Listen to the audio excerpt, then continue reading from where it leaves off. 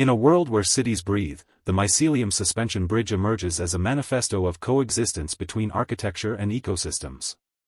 Form follows the undulating veins of a living organism. The span stretches 40 meters across a river, its primary structural ribs composed of dense, interwoven mycelial cords cultivated in a high-nutrient substrate. These cords swell into tubular arches, autoligatures that tighten as the fungus colonizes, creating a self-reinforcing lattice.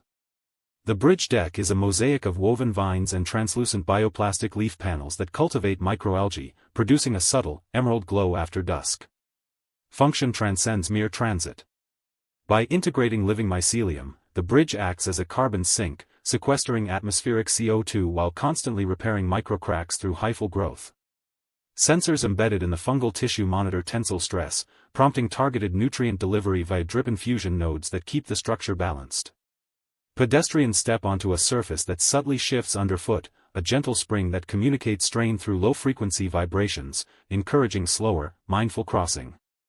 Stormwater is channeled through hollow mycelial channels, filtered and redistributed to adjacent urban farms, completing a closed-loop water cycle. Aesthetic crowns the concept with a hybrid of high-tech precision and vernacular tenderness. The bridge's silhouette mimics a branching canopy, its colors shifting from earthy ochre at sunrise to a luminous jade at night, courtesy of bioluminescent fungal strains engineered for safety lighting. The design language references the hand-drawn botanical ink sketches of early 20th century landscape architects, yet is rendered with modern parametric tools, marrying organic variability with digital exactitude.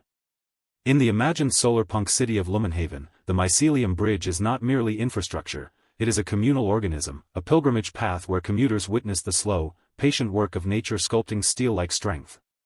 Its legacy lies in redefining how we conceive permanence, suggesting that future cities will grow, adapt, and heal alongside the living world.